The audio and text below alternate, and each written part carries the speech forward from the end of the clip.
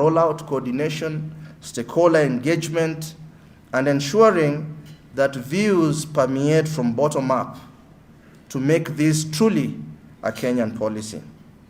As I close, Waziri, I must express my deepest appreciation to His Excellency the President of the Republic of Kenya for his vision on safeguarding Kenyans. To you, our Cabinet Secretary, we thank you for championing this cause. This policy was churned out and promulgated in record time. I must also thank the Chairman and the Board for their wise counsel and leadership in realizing this policy. Our staff, the many hours you put into making this document what it is.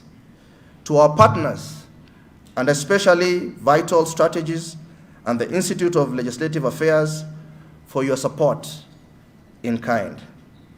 All stakeholders and citizens present here who contributed to the debates which were out there after the launch of the policy. This policy is much yours as it is a government document. Ladies and gentlemen, this policy is a call to arms. Let us protect our youth, empower our communities, uphold the Constitution, and let us replace despair with dignity, dependency in alcohol with productivity. As the late Wangari Maathai once said, it's these little things that citizens do that create a change, one hummingbird at a time. So let us take this little step. Let us join hands. This fight begins with you. Before I end, let me remind you, if you turn to your left, turn to your right, introspect. Each and every one of you has been affected by the issue of alcohol. A brother, a mother, a sister, an old friend, even a TV program. Thank you very much. God bless you all, and God bless this wonderful country of ours, Kenya. Thank you.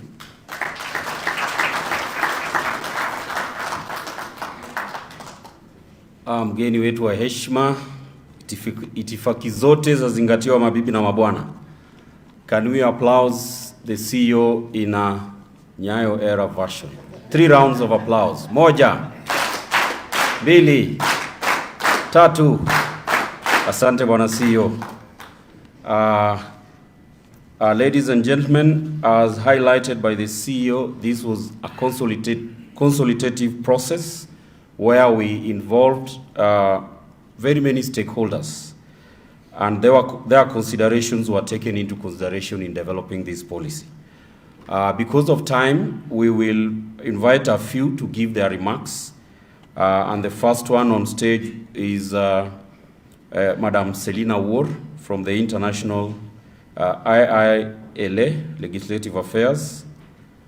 Karibu, Madam Selina War.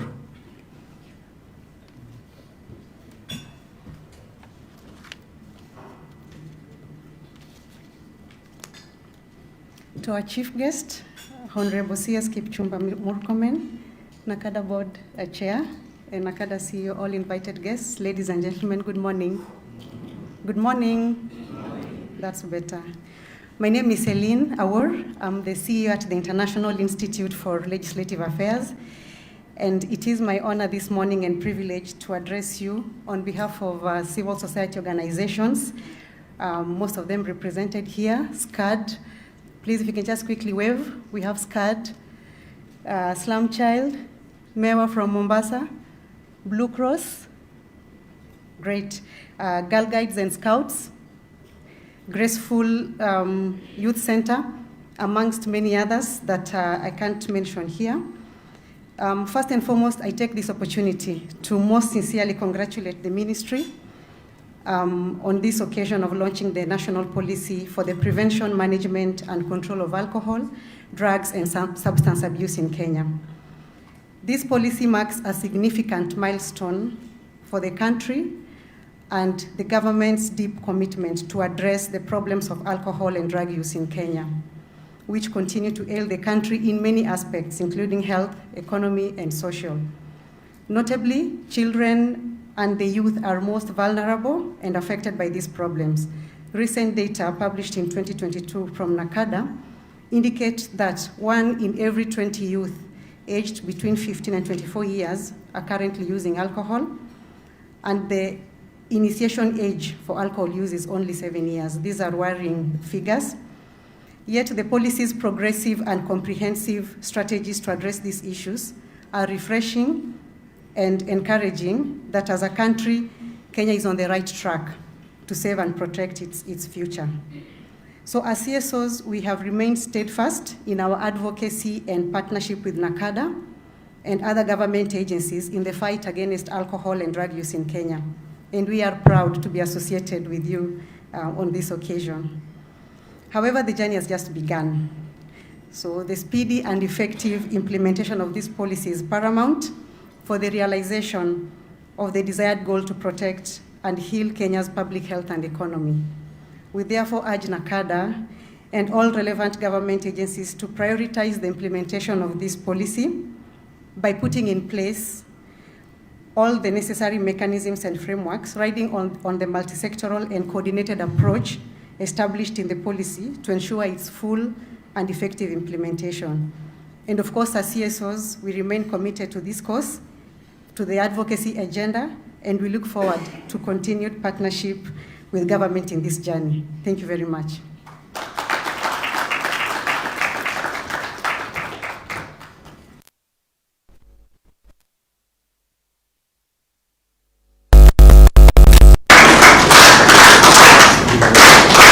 Asante.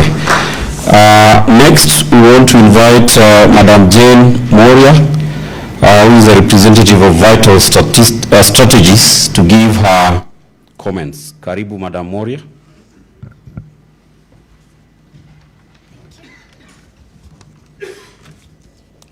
Our chief guest, Honorable CS Murkomen, the NACADA Board Chair and the CEO NACADA, distinguished guests, ladies and gentlemen, good morning.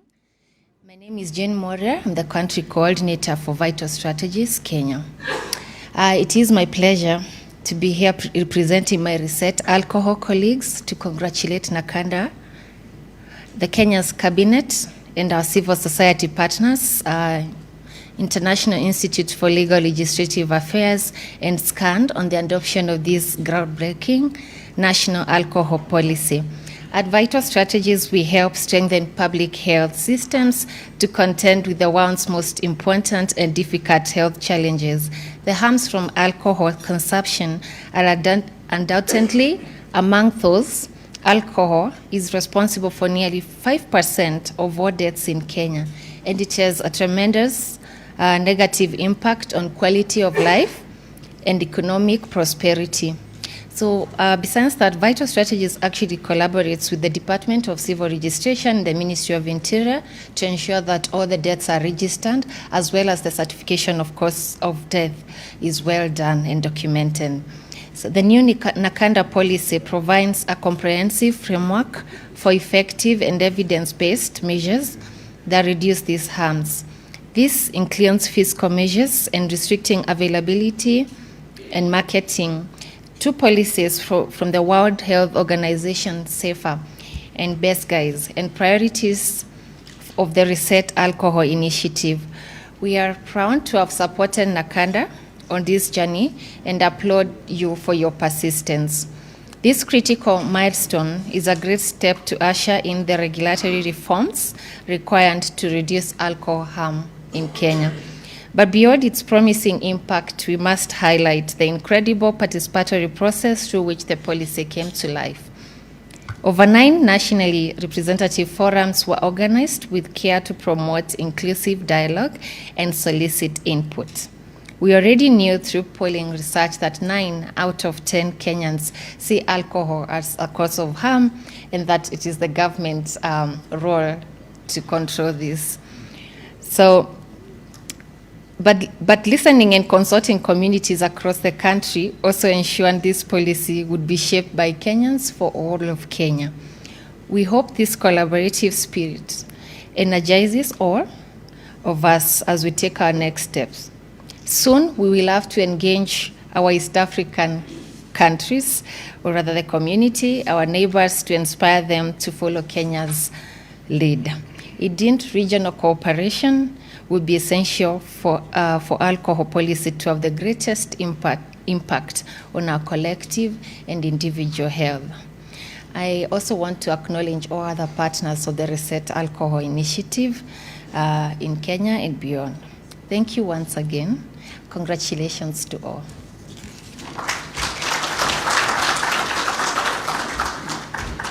Okay, again we applaud her in a better way. Moja, mbili, tatu. Asante, Madam Moria.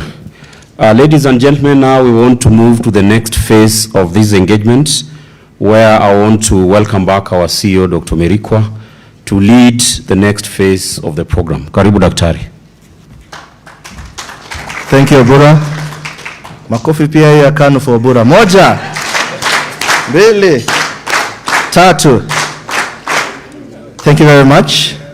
Now it's my humble duty to invite my chairman, Reverend Dr. Mairori, to give us his opening remarks. Thank you. Good morning, everybody. I think our MC needs to be upgraded from the KANU era. And he's done a good job. Thank you. And thank you, CEO and everybody. Waziri, we are so grateful that you are with us this morning. You've led us so well as a ministry, and particularly at NACADA, we are indeed very, very grateful. And we have, what we are launching today is something you personally took and made sure that it goes through cabinet, and we are very grateful for that. So before I give my speech, let me, there are people that Waziri have appointed to see that this work works well. The board members, let them come so that they can greet, at least they be known. Karibuni board members, NACADA board members to come and join us here. Do we have a mic? If not, you'll be saying your name as you exit. And all right, we're right there. Just spread.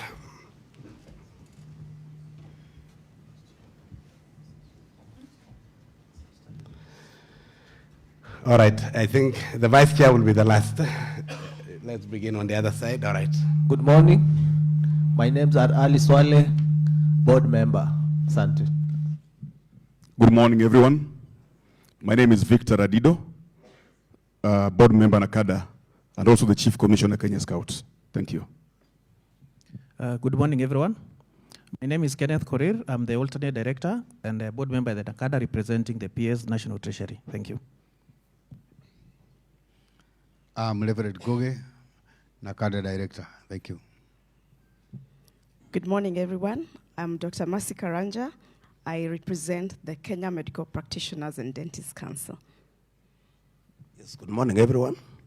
Honorable Elijah Lagat, Director NACADA. CS Interior, and all invited guests. Good morning. I'm Samuel Laboso, alternate director to our Inspector General. Thank you.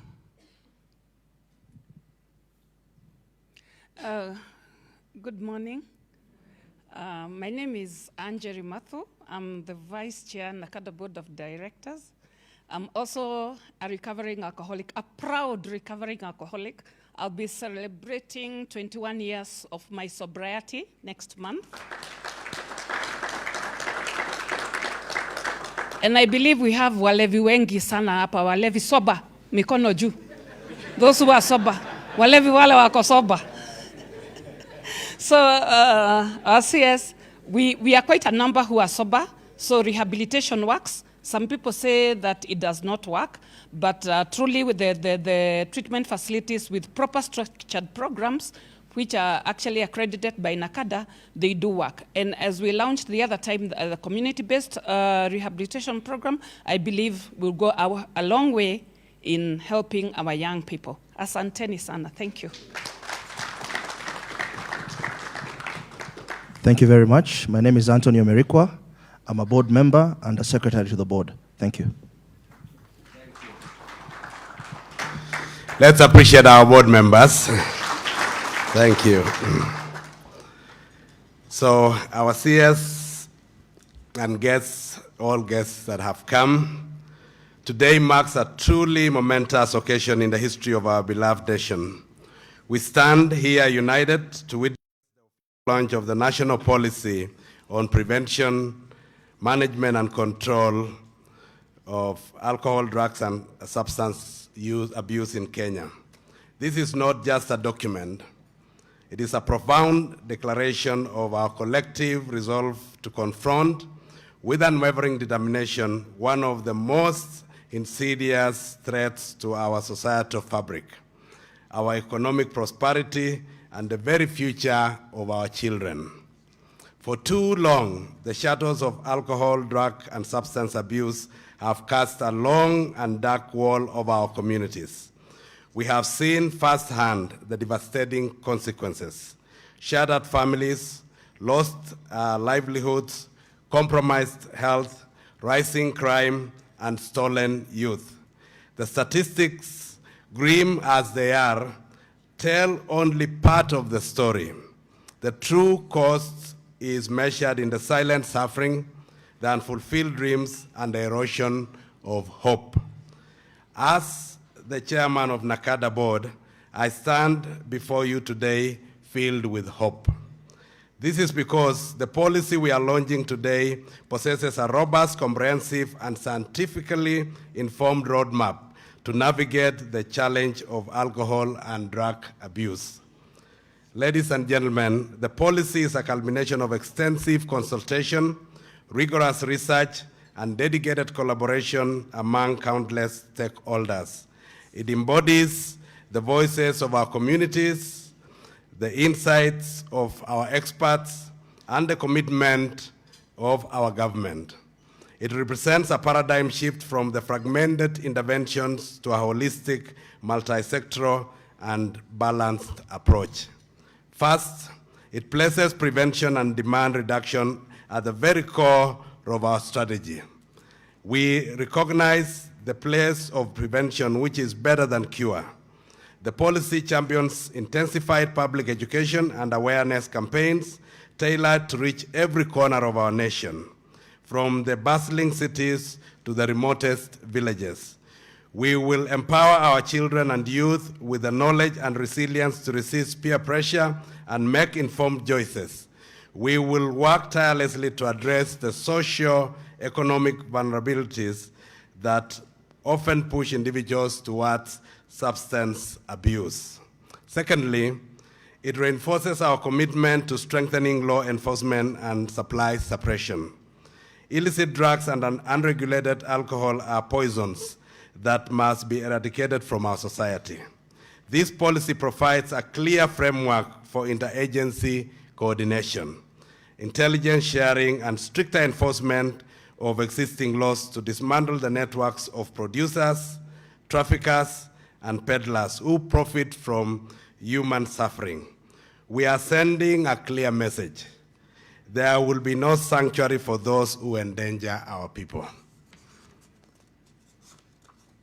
Third, this policy elevates the importance of treatment, rehabilitation, and social reintegration. We understand that addiction is a disease, and those afflicted deserve compassion, professional care, and a pathway to recovery. The policy outlines strategies to expand access to quality treatment services, establish more rehabilitation centers, and ensure robust aftercare support to help individuals successfully reintegrate into their families and communities. Our goal is not just to treat, but to restore dignity and purpose. Further, this policy emphasizes research, monitoring, and evaluation. We are committed to an evidence-based approach. NACADA will continue to serve as the center of repository for data, conducting and commissioning research for better understanding emerging trends, measure the effectiveness of our interventions, and adapt our strategies accordingly. This will ensure that our efforts are always agile, effective, and responsive to the evolving landscape of substance abuse. Ladies and gentlemen, To achieve the ambitious goals set forth in the policy, collaboration will be our cornerstone. This is not a task for NACADA alone, nor for any single ministry. It requires the active participation of all government MDS, county governments, the private sector, civil society, faith-based institutions, and most importantly, every Kenyan household. Each one of us has a role to play in building a drug-free society. As we launch this policy, I urge everyone present, and indeed all Kenyans, to embrace its tenets and become active champions in this vital campaign. Let us leverage the power of our communities, our cultural values, and our collective will to protect our present and secure future. On behalf of NACADA Board of Directors and the entire team, I extend my deepest gratitude to His Excellency the President, Honorable William Samoei Ruto, for his unwavering support for the prioritizing this critical national agenda. We are immensely grateful for the trust placed on us. Much appreciation to our chief guest and the cabinet secretary for pushing this document particularly and leading us in the fight against drug and alcohol abuse in the country. We greatly appreciate you, sir. Today, we take a monumental step forward. Let this policy be a living document, a guiding light that illuminates our path towards a healthier, safer, and more prosperous Kenya. Let us work together hand in hand to free our nation from the chains of substance abuse and unleash the full potential for every Kenyan. Asanteni sana na Mungu awabariki. Ladies and gentlemen, it's now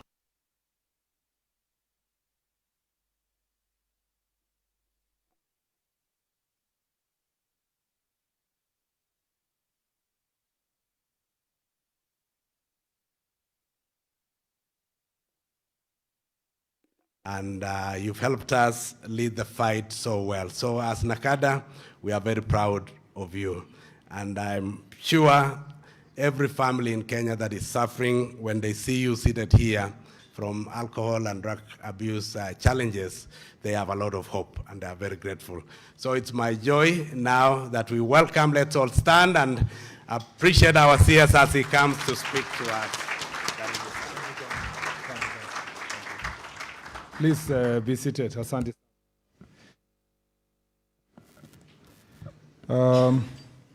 The chairman of NACADA and the NACADA board, the CEO, the various CEOs representing different agencies present, the civil society organizations present, including the church, youth organizations, young people present, ladies and gentlemen, good morning.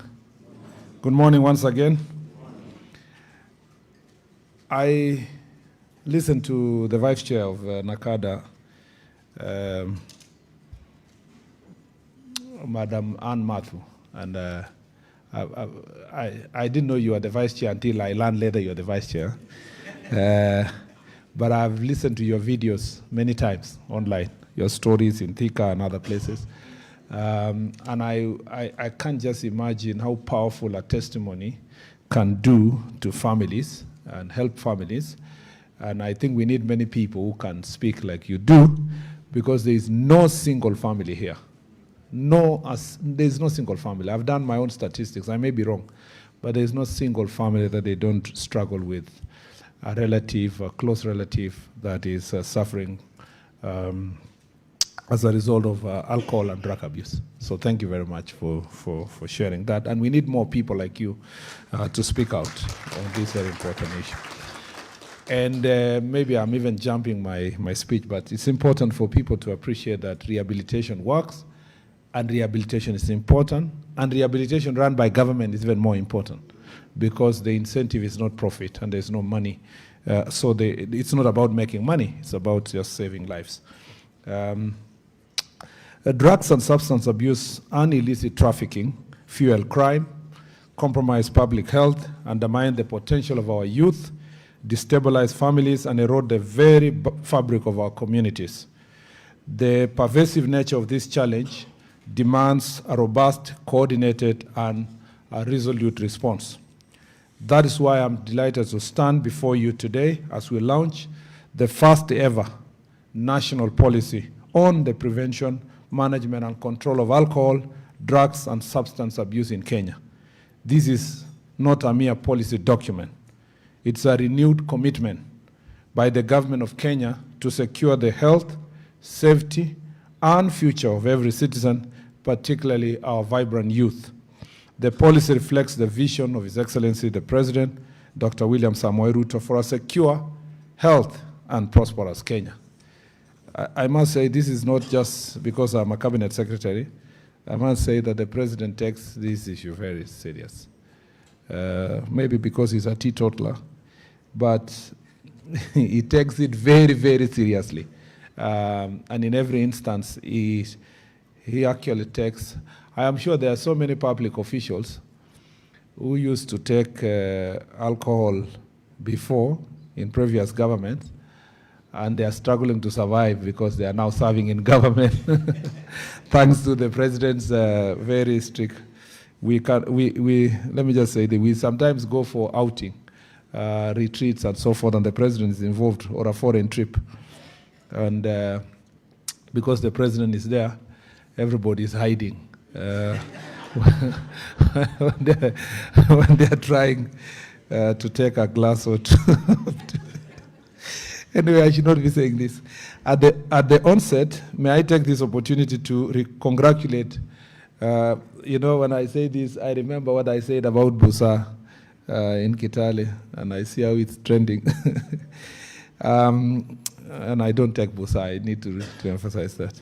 At the onset, may I take this opportunity to congratulate the National Authority for the Campaign Against Alcohol and Drug Abuse, that is NACADA, and partners for the excellent work for preparing this document through a multi-sectoral approach, bringing on board all stakeholders, and in this case, critical stakeholders. Special appreciation to the Institute of Legislative Affairs. I'm told nowadays it's international, and vital for resourcing the project. Mr. Chair, I was a founding member of Institute of Legislative Affairs. So myself, I see Rachel for the first time in almost 20 years. He's here. Kiraku is here. And Mariro was there with the PS defense. And so it's, I think I ran away very fast. Yeah. I think it's something we started somewhere in Ufungamano. And I thought we had just left campus, members of the Christian Union, under focus. Kiraku was a very serious person those days in focus. I'm not saying it's not serious now. And Rachel had just left campus. And one of the best documents they participated in providing is the tobacco control. That was big, that was huge those days. Now it has grown, it's a very big tree. I'm told it's international. I suspect because Rachel went international, so it became international. And so together with Vital and others, I really want to appreciate you. And thank you very much for growing this institution to a stage where it has become provided a shade for others and did this wonderful job, together with other stakeholders, civil society, including Vital. Indeed, the role of stakeholders in the fight against the alcohol and drug abuse is critical. This is not a one-man show, nor a one-institution job. It needs all of us. Ladies and gentlemen, our job at the Ministry of Interior and National Administration is to maintain, let me say this, before I say this, first of all, I'm taking credit for work that was done largely by the Deputy President. Yeah, so mine was to come and push from where he left when he was the Cabinet Secretary here. So whereas I have been appreciated, it is on behalf of government. He always jokes, because I was also in another ministry and I see some of my projects when they are launched. So the Deputy President always jokes with me that traditionally, the person, if you are harder, the guy who was in the field when the cow gave birth is the one who takes credit. And since all of us work for government and work for His Excellency the President, it's easier to say all credit goes to his government. Then the rest of us rotate around so that when I see something in roads that has succeeded and I did a lot of work, I must say it was not mine, it's for the government, for the president. So our job at the Ministry of Interior and National Administration is to maintain law and order, ensuring national security and fostering a peaceful environment for all Kenyans and our visitors. Alcohol, drugs, and substance abuse directly undermine our core mandate. As the Cabinet Secretary responsible for internal security, I affirm that our ministry will play a central and unwavering role in implementation of this policy. Over the last few months, I have engaged the local leaders, security agencies, and members of the public in consultative forums dubbed Jukwaa la Usalama across the length and the breadth of our nation. In each of the 22 counties so far visited, alcohol and drug abuse were identified as a major problem, not just in terms of lives, but also as a driver, one of the drivers in the high rate of crime in various parts of our country. We must do everything to combat this menace. Our focus, therefore, will be multi-pronged and decisive. First, on the law enforcement and supply reduction, illicit trafficking, manufacturing and sale of drugs and unregulated alcohol will be met with the full force of the law. This policy empowers us to intensify our operations against the drug cartels, illicit brewers, and peddlers who prey on the vulnerability of our people, especially our young children. The National Police Service, in close collaboration with specialized units and intelligence agencies, will enhance surveillance, dismantle supply networks, and ensure that those who profit from this menace are brought to justice. We will streamline interagency coordination, making it easy to share intelligence and conduct joint operations across all relevant government departments. There will be no safe haven for criminals engaged in this destructive act. When I say this, it sounds like a cliche because this has been said by governments. But the experience we got from the Jukwaa la Usalama is such that we have decided that instead of the lofty statements and conferences and workshops and big officers at the national level, we take the problem to the lowest unit possible. And I have told the chiefs and the OCSs that wherever there is no alcohol or drugs that are sold in Kenya without the support and the knowledge of the chief and the OCS. This rest of the stories about the IG, the minister, the CEO, and so forth, it ends at the very lowest unit, the chief and the OCS. And when I say that, the chiefs also said, it is true that we try to do some enforcement work, but if you don't get the support of the OCS, there's nowhere you can go. So finally, it's actually us within the National Police Service. Enforcement is the most important thing at the lowest unit. And I'm happy that in many of the places we have visited, when we went to Coast, when we went to Northeastern, when we went to North Rift, there has been a renewed passion among the chiefs and the OCSs in different parts of the country who are carrying out serious enforcement. Only yesterday, the day before yesterday, a chief from Kerio Valley Sub-County in Mokora location, and the chiefs and the police officers went uprooting cannabis sativa that is planted along Kerio Valley, along River Kerio, because that area had been controlled by bandits for a long period of time. So what they used to do is to control the place and then plant cannabis sativa. And you cannot imagine, trucks, the amount of bang that was uprooted can fit into a number of lorries, planted, growing, very beautiful. Yeah, but And I cannot believe that it was planted for purpose of only local consumption. And I have asked the relevant institutions to work on it. There must be persons who are buying and supplying it in urban areas like Kapsawar, Iten, Eldoret, Kapsabet. So the notion that we always have that the drugs that we have are transited from other countries, especially cannabis sativa, may actually be debunked if we look at these areas where insecurity is very high. Inside there, they are planting these, and I dare say that it includes my ward in Embobut, because of those insecurity areas, again, they plant those, and I saw my chief also again from Embobut with the police officers trying to uproot the same plants. And if you want to know that they take it is extremely important to these criminals, as soon as the chief did that in Mokora location, they went to our farm and slashed all our mangoes that she had planted over a long period of time. And I've told the chief to continue. We will see how to support her, to compensate the suffering they are going through. But we must continue this exercise.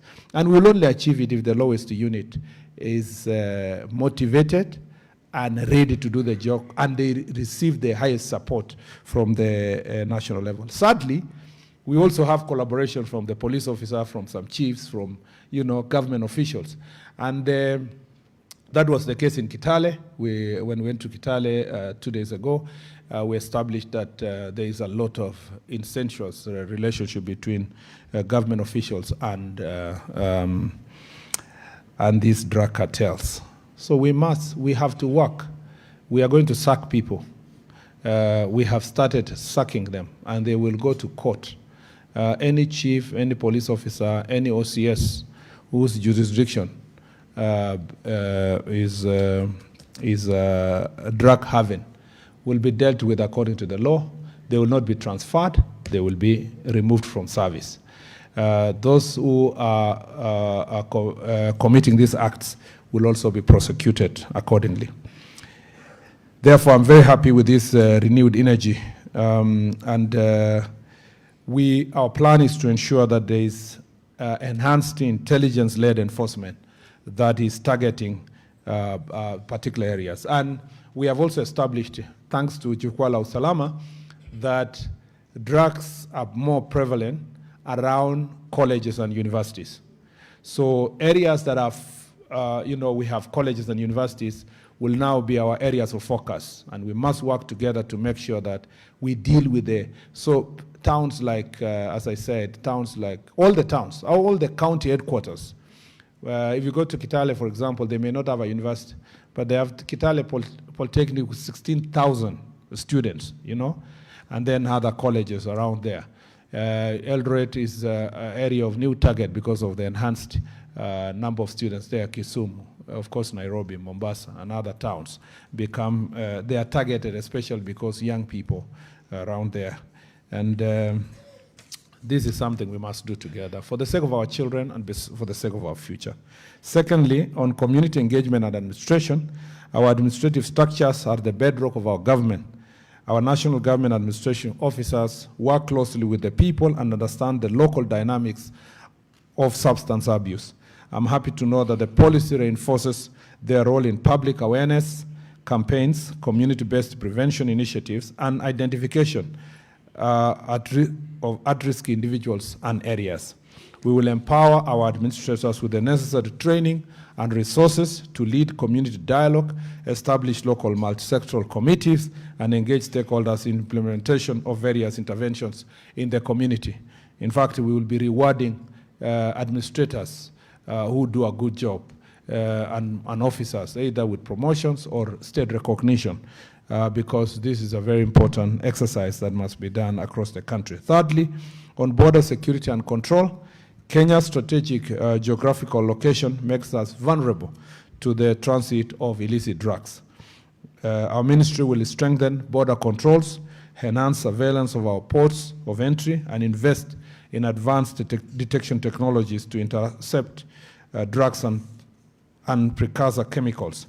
We will continue to collaborate with regional and international partners to combat transnational organized crime networks involved in drug trafficking, and recognizing that this is a global fight that requires global solidarity. You know that in the operations that we are doing in Marsabit, we have netted a lot of drugs, heroin, cocaine, cannabis sativa, and of course, human trafficking. The operation Malisa Walivo also has unearthed some of these organized crime networks. Our vulnerability is as a result of our porous border, and also because of the challenges that neighbors are facing both in South Sudan, Ethiopia, Somalia, and even parts of Uganda, makes it very difficult for us to deal with this issue. In fact, I was surprised that Kitale is the leading county in terms of presence of these adulterated alcohol and drugs as a result of our proximity to the border and controlled border. And therefore, we want to enhance this control of our borders. External threats, the external threats that we face as a nation includes this issue of drug trafficking. Fourthly, on rehabilitation and reintegration support, while our primary focus is prevention and enforcement, we will also recognize the profound need for rehabilitation and reintegration. The ministry will continue to support efforts to ensure that individuals struggling with addiction are not only rehabilitated, but are integrated back to society as productive citizens. Our correctional facilities will play a role in rehabilitation programs for those within the justice system. And to support this rehabilitation program and also the fight against this menace, I think we need, I will be engaging the Asset Recovery Agency to see how best we can also make it more punitive, first of all, for those who are engaged in these acts, especially because they get very, very lenient fines. So maybe the best way is to take away the lorry, the car, the equipment, their businesses, their assets that they are built over time. And it's important for asset recovery to appreciate that the law on the proceeds of crimes and anti-money laundering law is not only focusing on corruption. It also focuses on all crimes, all proceeds of all crimes, properly defined in the same law. And we'll be engaging the Asset Recovery Agency to see how best this can be done and make it more punitive. Of course, in some cases, even when we have arrested some of these drug traffickers along Isiolo Road, some of them leave the vehicles and run away. But it's important to target the big men and women within the country. I've realized from the Jukwaa la Usalama and the OCS is telling us that the many calls, you see these political leaders who come to us and say, oh, the certain OCS is not doing a good job. OCS and so is fighting me. OCS so-and-so is not supporting government. We only discover later that it has nothing to do with government. These are people who are selling adulterated alcohol. They are supplying these dangerous cheap sachets. And so when the police officers take very serious stand, they camouflage and come back either as government supporters or as people who are interested in the well-being of their voters, only to realize later that these are the serious business, in quotes, men and women. So if we seize these assets and we sell them, then we can get money to build rehabilitation centers. Yeah, some of the money proceeds from their account can be returned to build rehabilitation centers, do awareness, deal with victims, and so forth. And this is an important. The other issue that we must deal with is, I have told our county, regional and county commissioners to work with the court, through the Court Users Association, to raise greater awareness with the magistrates and the judges they work with at the local level. The problem we have now is these lenient fines, this problem of insisting on certain level of evidence. It's important to have evidence, but there should be, maybe we need to look at the penal code and see whether there can be presumption, certain presumptions that can be, that for as long as you don't have a certificate to manufacture certain alcohol, it is presumed that it is illicit, unless you prove otherwise. Instead of telling the police officer, bring a certificate from the government chemist to show that this is changa. You know, I was in Kitale 2 days ago, and the OCSs are saying, no, it was a chief, and the ACCs, hii ni changa, tumeona ni changa. Hata vile imepikwa vibaya, iko na nguo ya ndani huko ndani, sijui nini. And then, unaambiwa na magistrate, okay, sorry, we are releasing the guy, we cannot proceed until you bring a certificate from the what do you call, the government chemist, indicating that this is changa. So, you know, especially, I know there are many lawyers here, we understand issues of evidence and so forth, but just imagine that chief being told, you look for government chemist in Kisumu from Kitale to go and test cannabis sativa. Anakuambia hii ni bangi jameni. Wewe magistrate uoni ni bangi. So we have to find other ways of ensuring that this is we achieve the level of enforcement that we want, and the judiciary is very important. In the amendments to the law, we need to discuss and see how maybe the penal code and other legislation can be amended to make it easy. And these are things you only get to know if you go and interact with these people. And that's why I'm telling you, Jukwaa la Usalama has been exceptional in terms of helping us appreciate the real challenges. For example, in Makueni, there is this assistant county commissioner who told us they arrested somebody with bags of cannabis sativa, took them to court, and then he admitted in court that, oh, sorry, I'm sorry, this was my first time. Then he was sentenced to community service and then released to come and do some community work around where the compound of the assistant county commissioner. So wananchi are passing and they say, sini ule jamaa ndi ule wa bangi. Kwani anapigia chakula county commissioner? So people cannot understand, and some of them come back, you know.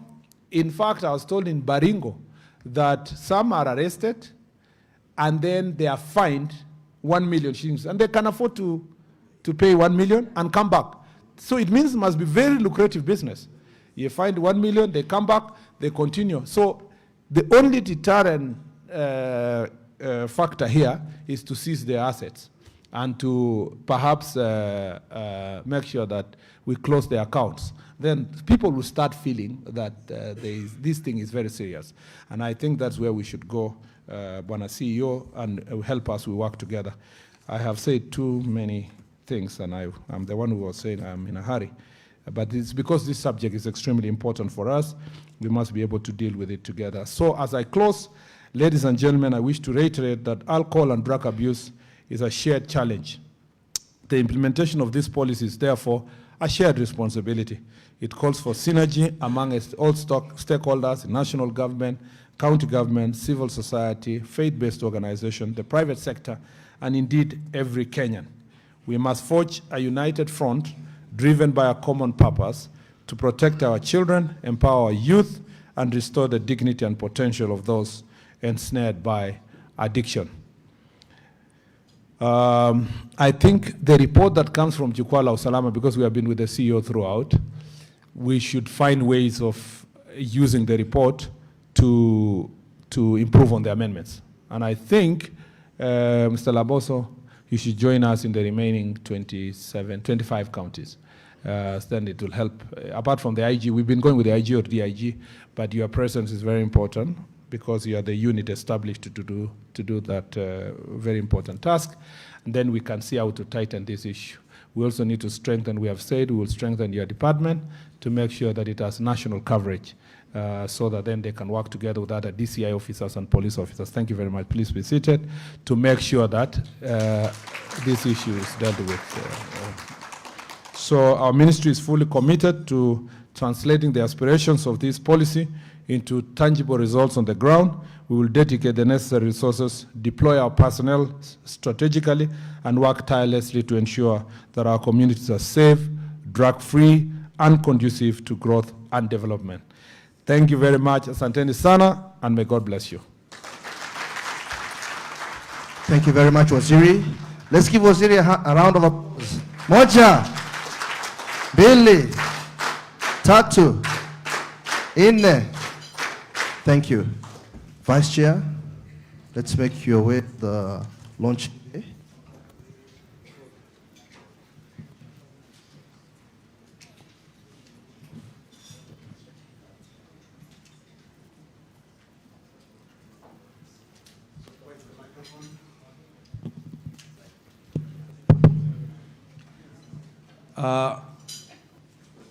Thank you. So we are now at the launch of the policy, and we welcome Waziri and our board chair to help us in launching the policy. So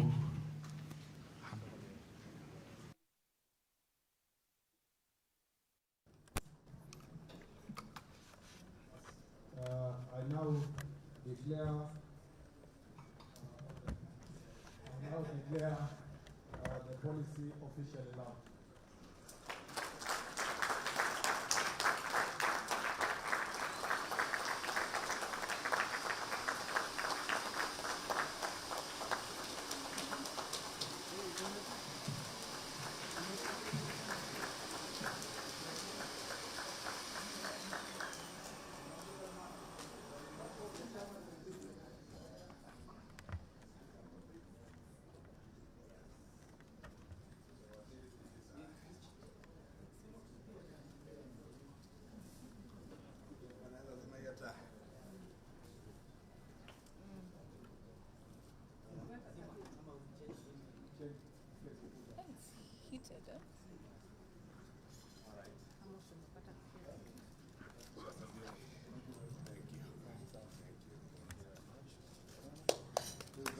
Let's give Waziri a round of applause.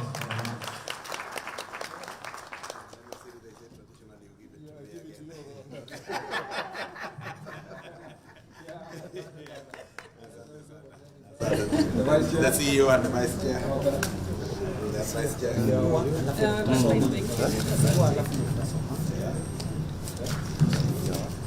then for the CEO. For the CEO. CEO go. Then you one for us. Chairman, yes, I got it. A copy? Yes. Okay. So then, the one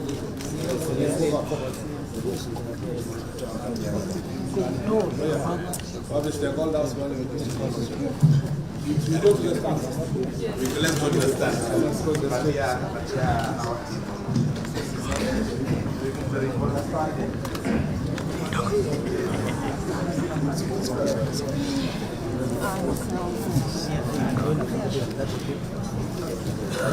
the other stakeholders.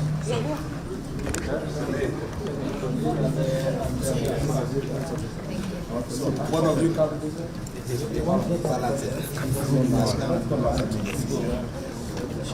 Yes. Okay. Good? Everybody's sitting? One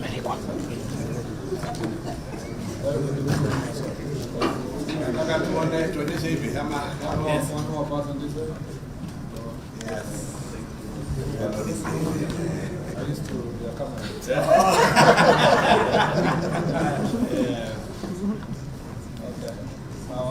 Thank you, sir. Okay. Chairman. No bother. Thank you very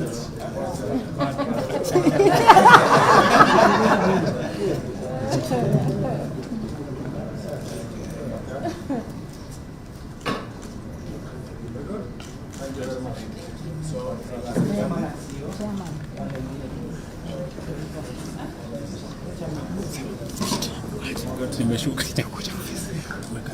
Asante.